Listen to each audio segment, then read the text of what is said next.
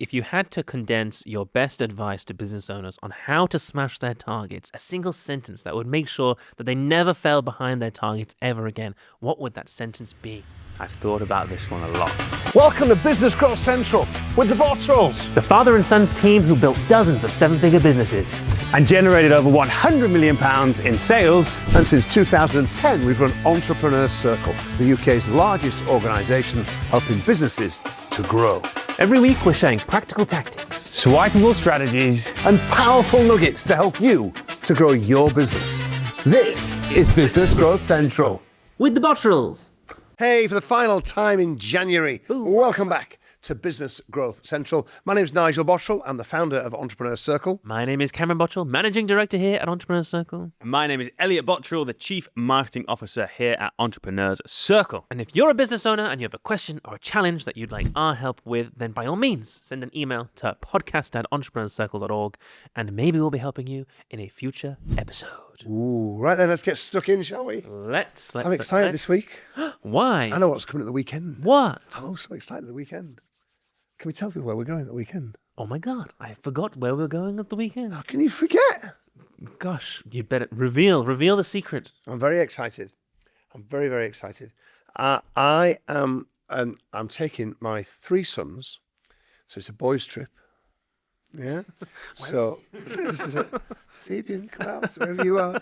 No, so there's four of us, and we are going to Dublin this weekend to see the Boomtown Rats. I'm so excited. I'm so excited, including and Geldos fronting them.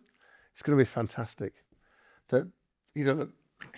This is, it's going to be such an interesting experience for me, I think, because I have no idea who these people are. I don't think I could name a single song or anything, and I'm just going along for the ride, for the good vibes. That's me. I'm just here hoping that it's having a good time, nice little trip. Well, my bubbles burst. So excited. Yeah, I'm excited as well. Great. I'm also excited, but for different reasons. Mm-hmm. The last time I went and saw the Boomtown Rats live, I met them in Wagamama's by accident before the show. Wow, That could happen again. talk about breaking the aura of the band. Anyway. Sat in Wagamama's, Anyway, you having a ramen. I'm looking forward to it. Big fan of Dublin. And I was there with you many years ago when we saw them in Solihull. And it was good. Despite not knowing, I know one song by them, which is a banger. Which one? I don't like Mondays. Go on. How's it go? No, I'm not going to sing it. How's it go? Not going to sing it. Go on. But great song. Somewhat morbid theme though, right? Isn't it about a school shooting? It is about a school shooting, yes. It is. Yes. Very, Yeah. good melody. What a great song it is. It's a great that tune. song. Anyway, that's great. So anyway, we digress slightly, but that's why it's talking. It's only days away now. So Wow. I'm very much looking forward to that. Well, I think these So, little trips are always fun. I always like that. We're going to go to the Guinness Factory on the way. Quite right too. That's why I'm excited. That's why I'm going for the Guinness Factory. That's it. But I remember our first boys trip away. Remember when we went to Normandy? Oh yeah, yeah. That was actually so good. That was a great To trip. hit the beaches. We did. That was just the three of us, wasn't it? Yeah. Fabian didn't exist, did he? No, I don't think he did. It was it's a long The time good ago, old was that? days. Go. Yeah. Yeah, off to Normandy. I remember we went shrimping. That's right, we did. We stayed at this weird little B&B, and the people who ran it loved shrimping, and they're like, "Come shrimping with us," and we were like, "Okay, let's go shrimping." And we went there, and they gave us this bucket of shrimp, and we were there for like an hour. And I remember we caught like this much shrimp, and then they met up with us, and they had like 4 buckets full of shrimp. I remember feeling so inadequate at shrimping. You I was average shrimper. What a rubbish shrimper I am. And do you remember, what did we see? Right, this is funny. What is one of the most memorable parts of that trip? Bear in mind that we went to do the D-Day beach landings, all the beaches, everything, and all, San Mariglis, all the places. And there was one attraction that we went to on that trip. Do you remember it? Do you remember the White House? Yes. Yeah. Oh my God, the White House. That was so funny. We were just driving along, and all of a sudden, the White House is on the left-hand side of the road. It's like literal. It was a literal. It's like in a tent in a marquee. Yeah. But they had recreated this faithful replication The Oval of the Office. Oval Office, and it was when you went inside, it was amazing. I have such a great picture of me sat in the president's chair in the Oval Office. Which was I'll actually dig it out. taken- Your first taste of power. That's it. And the two of you either side, my minions. I think it was in a field in Normandy. As you see, this is why it'd be great. No, again, I'm excited. I just don't know who we're going to see or any of the songs. Yeah. So that bit of the anyway, whatever. Bob Geldof is. Yeah, scraggly hair. Okay. Yeah, Well, we'll see. right. That's Well, we'll his see. go-to Anyway, characteristic. what's happening in the business at the moment? What's happening? What's going on? Well, goodness, lots of stuff. January, 1 month down, 11 to go.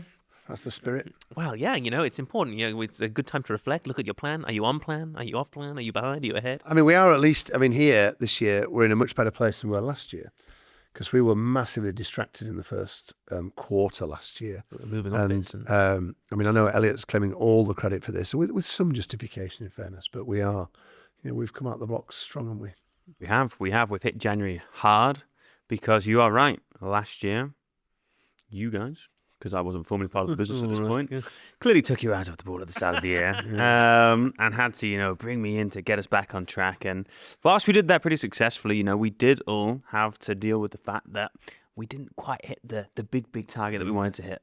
And so January presented a clean slate, and me and the team, and you guys as well, we were hell-bent on making sure that we weren't going to let that happen again. So we attacked January with the utmost level of vigor. And we've had leads coming in like clockwork, haven't we? We've been leads everywhere. The sales team have been, goodness me, on their Karate toes. Exactly. Left, right, and centre. But it's the best way to start the year, 'cause especially in our business, where we are a monthly recurring revenue type of business. Yeah. And so we want to make sure we crush January and get ahead, so that we make the rest of the year much more enjoyable. Because if we slip behind, then it sucks playing catch up. I think what is important as well, it's, in business, obviously people care about our customers, care about your staff, but it's important to looking after number one. Yeah. Is like the first thing and getting it in the right place. Yeah, and I think momentum is such an underrated thing in business. Yeah, very because true. when you are hitting target and the momentum is, like the wind in your sails, it really does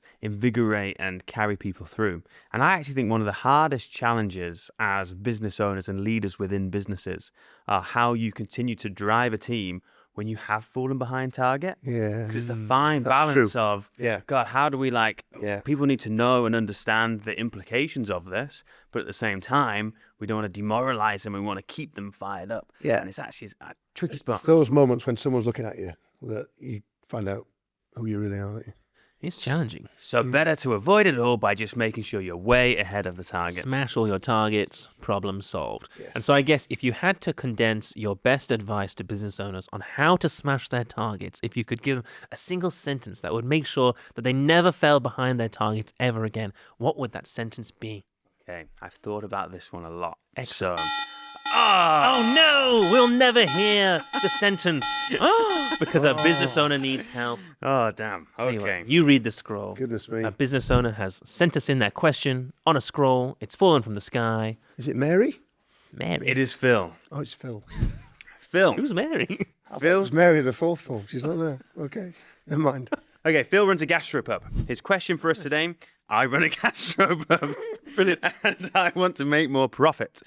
The trouble is, it feels like the only way to do that is to put my prices up again. But I've already done that recently, and I'm worried I'm going to annoy the regulars that I really value. It just feels wrong. I don't want to push people away. I hope you guys can help. So the very essence there, poor Phil has put the prices up already in his pub. He wants to make more profit. Other routes than just putting up the prices. Well, the good news is, Phil, it's not some kind of banana republic. You're in control of this. You can do what you want to do. And I think we've got 3 key things. Why are you laughing? Elliott couldn't pick up the ribbon. Oh. Cut that out, guys. Cut that out. That was so funny. He did such a dramatic intro and just missed the ribbon. You've in. I was Right, thinking. come on. I was thinking Let's of help- ideas for Let's Phil. help Phil out here. Phil, All right. as I see it, there are 3 ways to boost your profits. Sorry, 3. 3 ways. The first way, Without putting up your prices. well, there are 3 ways in general to get more profit out of your business. Without putting up your prices. The first is to get more people to spend. So get more people through the door to the gastropub in Okay. this instance. Yes. The second is to get people to spend more When they're there. when they're there. Yeah. Now, you can put up your prices to achieve that, but you can also do lots of other stuff, which we'll dive into. And the third way is you can get people to spend more often. So you can get more people to spend, you can get people to spend more, and you can get people to spend more often and Nice. actually get them coming back time and time again. And if you do any one, or ideally all 3 of those things, you will see your profits go up. And so I guess let's dive into each of them, shall we? And Yeah. see how we can help good old Phil deploy them in his gastropub and help you, the other listeners, deploy them in your business. Okay. Do you want to start, Elliot? Yes, okay, sure. So let's talk about getting more customers. It'll be interesting to know, Phil, what your current capacity is in your gastropub. Yes, because Because- this is different if he's full to the brim, solidly Exactly. booked, or if he's got gaps. Exactly, because the first thing is if you've got capacity in the business, then we want to look and see how we can fill that capacity. Because especially in a restaurant where the vast majority of your overheads, your rent and your staff that you're paying are normally covered, whether or not you've got a full house or a half-empty restaurant. So we want to look at how we can fill those days. Now, typically in most restaurants, they have a series of very busy days, whether it's your Fridays and Saturdays or whatnot, and Sundays in particular in pubs can be very busy as well. But normally they have the early start to the week where actually Mondays and Tuesdays can be a bit quiet. And that can be where some of the greatest That's why opportunities... people like Phil don't like Mondays. Exactly. And so looking at what you can do to get more people in on those days can actually be a total game changer. And we had a client in my agency who was a string of gastropubs. And this was precisely our challenge because Friday, Saturday, Sundays always full. So we left it alone, but we started running a ton of Facebook ads and doing a lot of email campaigns to our customers to get them to come in Monday, Tuesday, Wednesday, and even a little bit on Thursday. And so the way we did that is obviously we had to create incentives. You know, we had to put on, whether it's a special offer, you come in on a Monday and actually, boom, you get a special price on the menu, or there's a special item on the menu, whatever it might be. They started doing some themed nights as well on Tuesdays or Wednesdays, making it a bit more of an experience to come down on these days rather than just plain old reminders to come in. But that actually worked really well. And honestly, ads to drive bookings worked insanely well because the company we were doing this for, again, a nice gastropub, average booking value was about £140, and we were driving bookings for like £8 Nice. on Facebook ads. Because often all it takes to get people to go into a reasonably local venue is just a little nudge. Yeah. It's just been seen. That's why the ads work because they know it. They're just getting top of mind, isn't it? Exactly. It's the That's- visibility. And in whether it's it works. It does work. Phil, you should definitely run some ads to fill up your capacity and get you more covers in on the days that you're quiet. Don't run the ads over the weekend. That's Precisely. and if he's got a modern girl or someone who can help him with it, that'd be a great thing to do. Absolutely.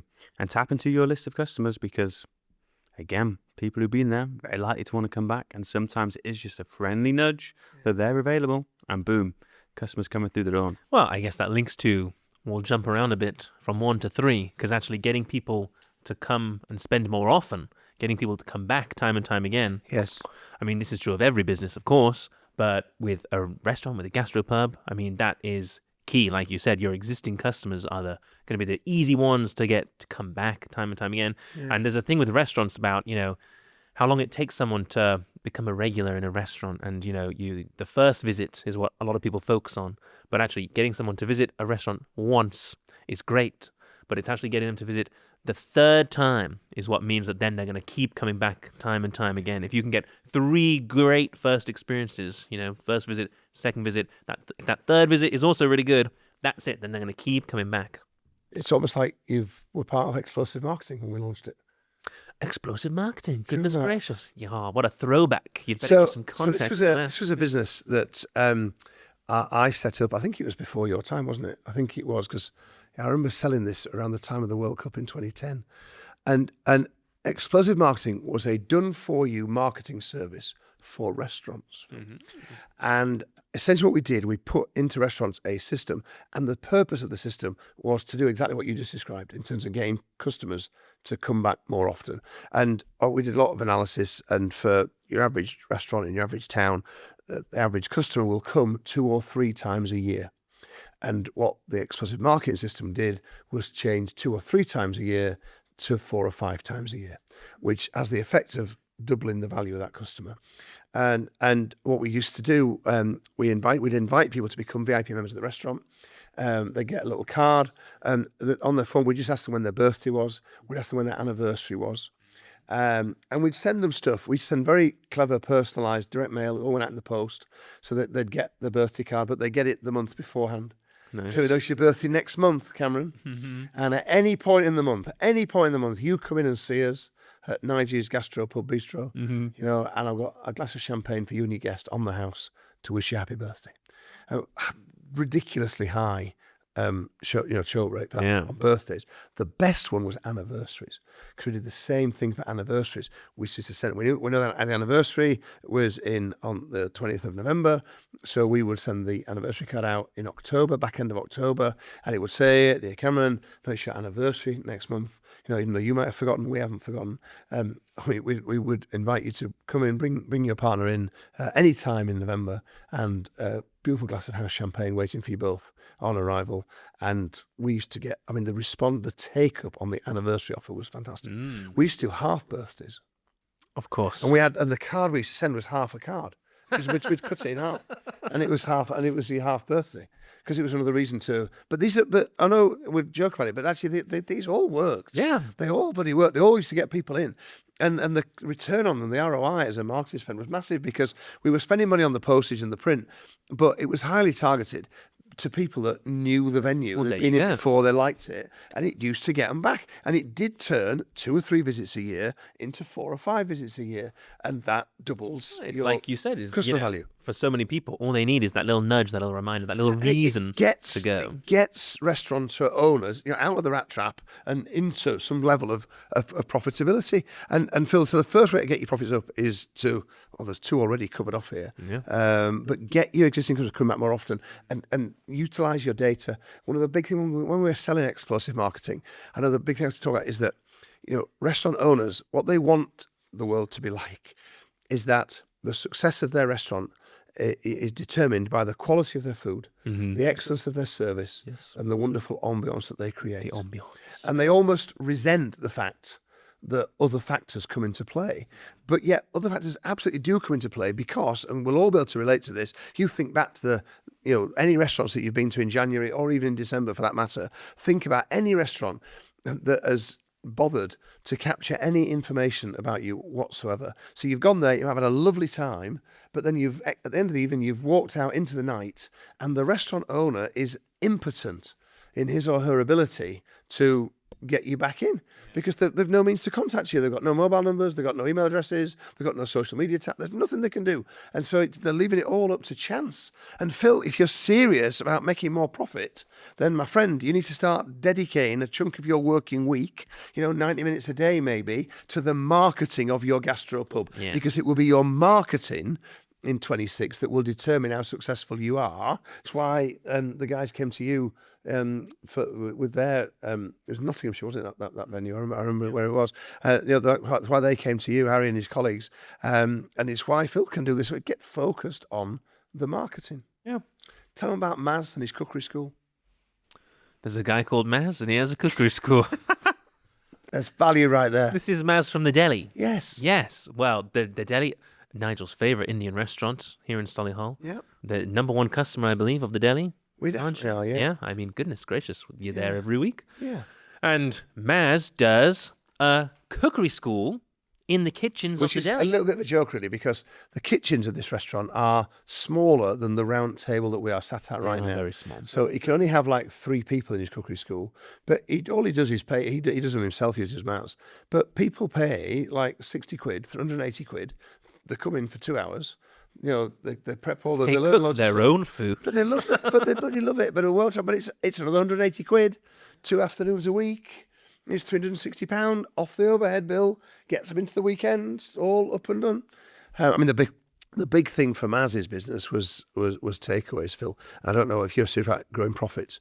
And I don't know, obviously it's a little bit easier for an Indian restaurant, but his takeaway business now, because the restaurant, Maz's restaurant, is very small indeed. But he is doing 5 figures a week now, and it's fueled by the takeaway business.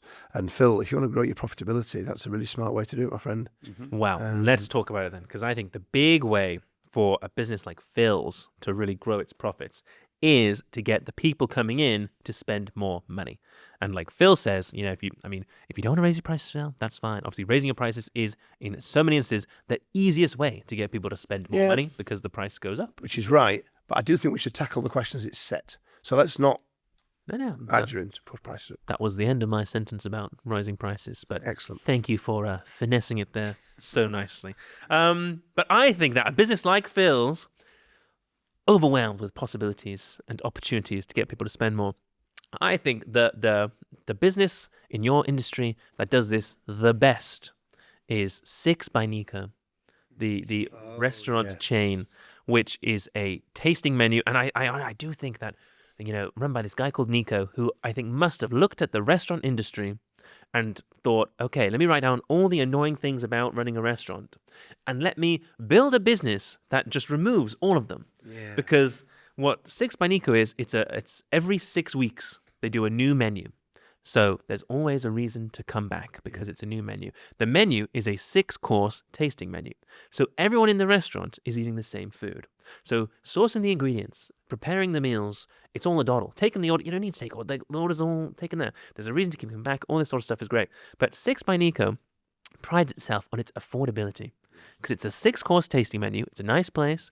And normally it's £36 per person for the 6-course tasting menu, which is great. That's like their front end offer, hook you in, bada bing, bada boom. And they build a lot of hype about the next menu. Yes, because they're all themed. The menus are themed. So like the one they're doing at the moment is like the Paris menu, and it's all themed around like Parisian things. They did a great Christmas one based on like Christmas films. And so they released the theme of the menu that drives a load of bookings, get people excited. They send emails out, text messages out, to get you to book on. But then you come in ready to spend your £36. And I've been to 6 by Nico several times, and I've never once spent anything close to £36 at that restaurant. I always end up spending hundreds of pounds in this restaurant because you go to 6 by Nico, you of course have the tasting menu, but my goodness, would you like the special aperitif that goes with this menu? Oh, wow, the little pre-dinner cocktail. Of course, thank you very much. That'll be £13. Oh, wow, a pleasure, please.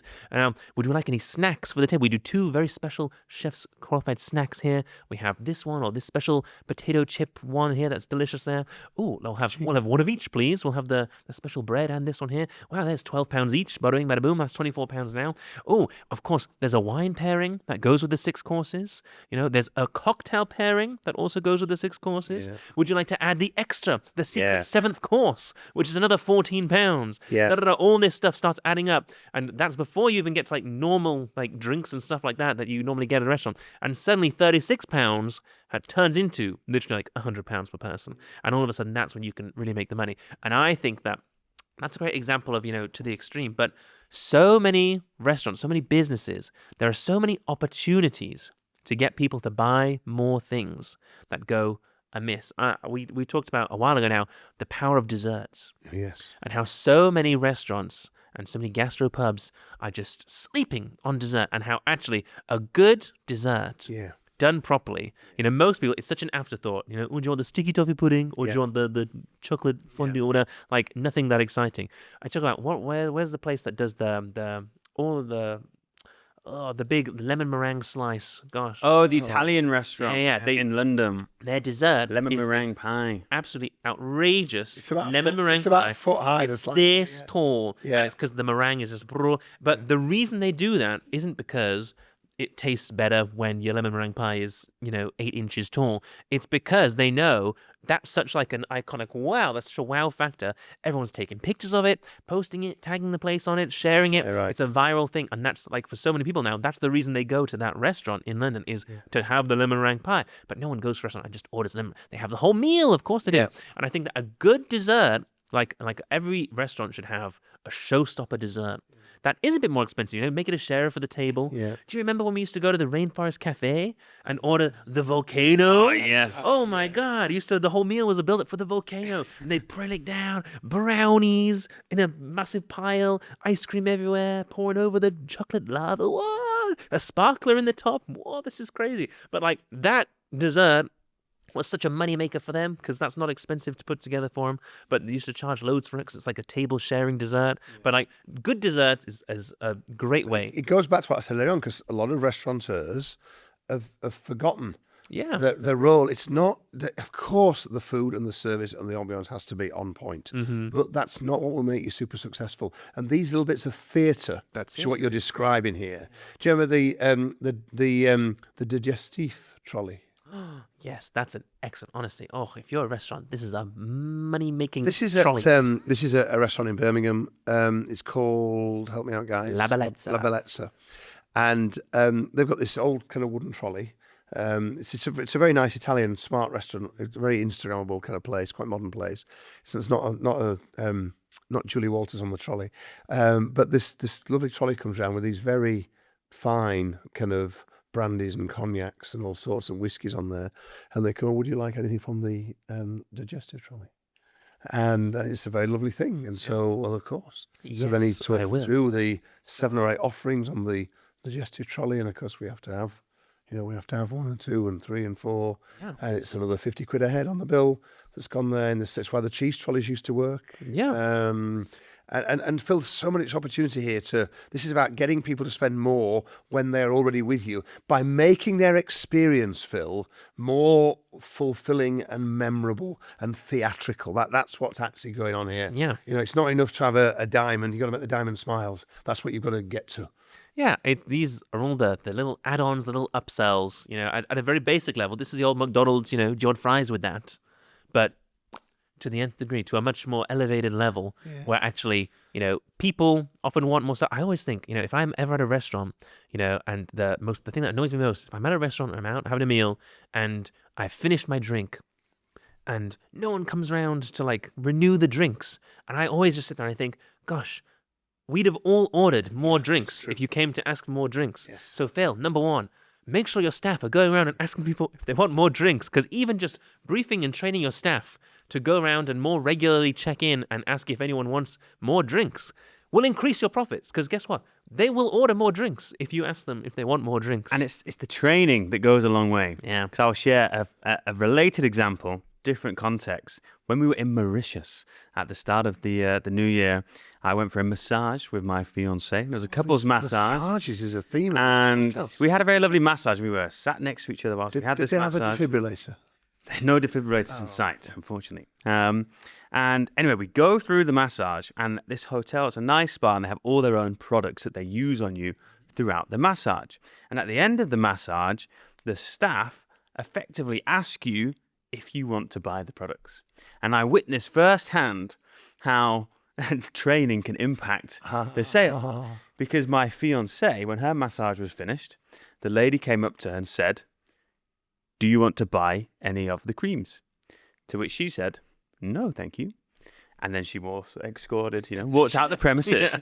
Whereas my one, as my massage finished, she said to me, "I noticed, as I was doing this massage, a few areas of your skin a little bit dry. Makes sense. Would you mind if I A lot of people comment on that. Yeah, this is very flaky actually as well. Yeah. Thanks, guys. New complex unlocked. And she says, would you mind if I take a moment to tell you about some of the products we may have that would be perfect for this?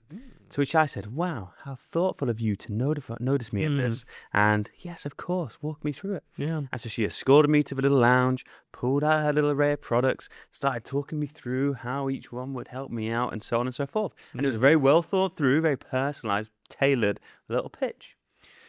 Now, in that instance, I did say no, because I just didn't need any creams. My skin is not that dry, just to be clear. But I was like, wow, we were in literally the same room. Yeah. And one person's attempt, "Do you want to buy this?" And the other one, "Oh, allow me, please." Exactly. It's the big difference between, walking up to the table as you're clearing the plates away. Would anyone like a digestif from the trolley? No, thank you. Versus wheeling the trolley over. And ladies and gentlemen, I'd like to introduce you to the digestive trolley. On this trolley, we have all these different fancy liqueurs and excellent things here. Let me just talk you through this. We make this on ourselves. This is our elderflower liqueur here, very special here. This a brandy, very popular amongst the gentlemen around here. This one here, a softer touch. Which of these can I interest you in? Completely different experience. Yeah. And there'll be restaurants and businesses out there who listen to this and think, oh, a digestive trolley, what a great idea. They'll get a trolley, load it up with stuff, and they won't sell any digestives from the trolley. And it's classic Bananarama syndrome here, because it ain't what you do, it's the way that you do it. It's right, Phil. The reason I'm a regular customer at the deli is because it's where I take my mastermind groups for dinner the night before our meetings, and most weeks we have one. So I am there every week, and and I'm taking my customers. There's usually 15 people probably that come as part of my group, and I used to get really frustrated at the deli because of the slow refill on drinks. And I spoke to Maz about it. I said, mate, honestly, I want you to, I need my guests having like empty, glasses. And to the point where, and I said, look, well, I'll come in, I'll chat with you guys about it. And I ended up on the spin, I ended up incentivizing them. And I said, I'll extra 50 quid on the tip tonight if no glass is ever empty on the table. And of course, sure enough, so many drinks were poured and everything. Take a sip. Yeah, but we're kind of a little bit. No, but it worked very, very well. But then Maz, it was a few weeks later, and I was in, and Maz said, I want to thank you. He said, for that little bit. It was only like a 10-minute training. Yeah. It wasn't very long. He said, I want to thank you so much. He said, I reckon it's worth about £500 a month profit to me. Because that's our margin. That's not the takings, that's the margin. Yeah. There's the profit on the takings because they're selling so many more drinks now because his staff are focused on people not being empty. And again, no price increase, Phil. No. Just getting people to spend £6,000 more a year in your pocket for no other work, for a 10-minute conversation with your team and doing that. And I think that is true in Maz's business, that is true in Phil's business, and it will inevitably be true in everyone who's listening's business. Yes. There will be opportunities where actually, the way that you deliver something, the way your staff deliver something, there'll be opportunities to add little upsells, little premium add-ons, things like that, where you can get your customers to spend more. I think my favorite little add-on is Deliveroo, still food related, but on Deliveroo, you place an order and you can pay an extra £2.99 for priority delivery. Now, priority delivery means that they will deliver your order directly. They won't deliver someone else's order and then your order on a chain. You won't get stuck in a chain. That's what you pay your £3 for. Now, I don't think my order's ever been in a chain of orders ever in my life. But I always pay the $2.99 because heaven forbid the one time it's not actually, delivered first and suddenly my food is going to be cold, all this sort of stuff there. But there's a percentage of people like me who will pay the extra £3 for essentially nothing. But for the certainty that is there. And there's, in almost every business, there's a similar scenario where actually for something that doesn't cost you very much more, that isn't very much more work, but just provides, whether it's that little bit more certainty, that little bit of priority access, that little bit of premium something, that actually your customers will pay a premium for. So moving away from restaurants for a moment, just to help more of our listeners here, I'm reminded of a conversation just a couple of weeks ago, this month, with one of my mastermind members. Now, he runs an external cleaning company, so they clean buildings and roofs and that sort of thing, and patios and this sort of thing. And they do very well. They've got the digital marketing well-oiled. It's down there, bring lots of new customers in. And but he came as part of his first session of the year, and he said, I'd really like to develop a much stronger recurring revenue stream. And so we got talking about this, and what came out of the conversation is that actually he's doing nothing at all to remind his past customers that their gutters need cleaning again, because it's 2 years since your gutters were cleaned. Yeah.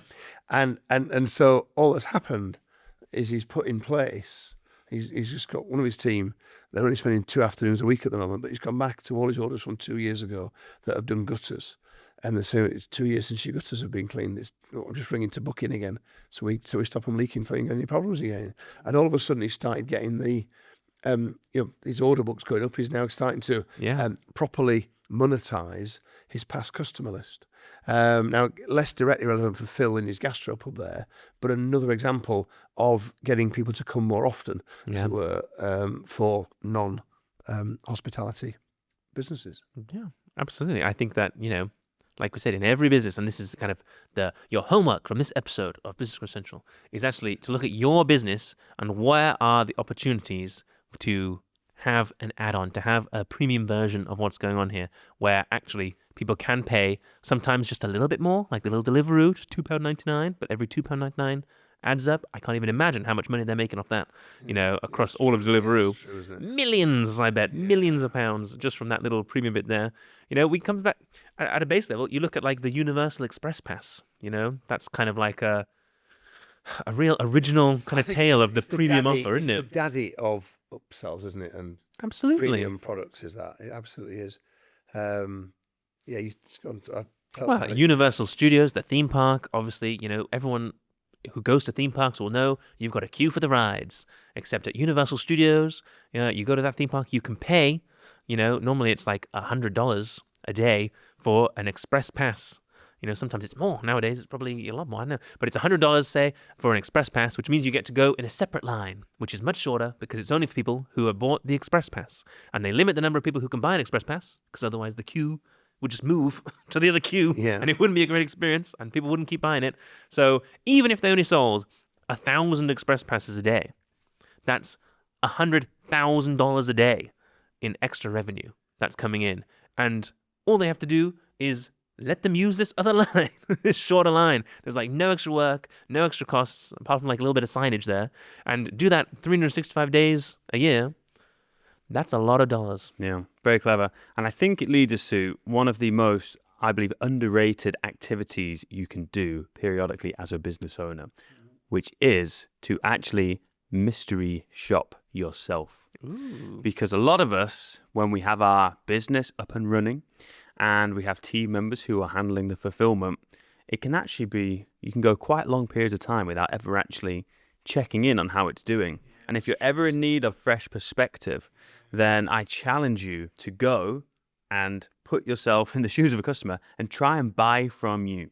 And so I appreciate in a restaurant, they probably know you, unless you have many, many Little films. disguise. So get one of your friends to go and get them to report back, because I promise you the insight, the things you will find you'll have so many ideas as a result of it. We do this every month in our marketing year. We go through all of our funnels online and we just act as a customer. We click through and we see, okay, is this working? Is this working? Does that make sense here? Because normally when you go through, you find some mechanical thing that's broken, or actually that could be a little bit better. Yeah. And especially if you have sales teams, my goodness me, either go and actually listen to their call recordings or give them a call. Give them a call, inquire through the website and see how long it takes them to pick up. What do they ask you? Do they try and sell you on the right things? See how they're performing. And you will find an abundance of ways. Because the principles at play here, this is basic kind of psychology, is that as human beings, we judge ourselves by our intentions and we judge others by their behaviours. And obviously no one ever intended for their business to miss opportunities, let their customers down. It was never the intention of the restaurant owner to just casually ask if you want a dessert whilst picking up the menus, or for the spa owner to, just offer the creams without the right. That was never the intention. Yeah. But that is the behaviour, and that's a really smart, really smart input, that Elliott, because it will make a big difference, and hopefully we've given Phil quite a lot here. The final word. Oh, the final word. The easiest add-on, the easiest upsell any business can deploy. When someone buys something from you, right at that moment, right when they're making the purchase, when they're in the checkout, or immediately just after they've bought, the best thing you can do, honestly, just offer them the chance to buy more of the exact thing that they've just purchased.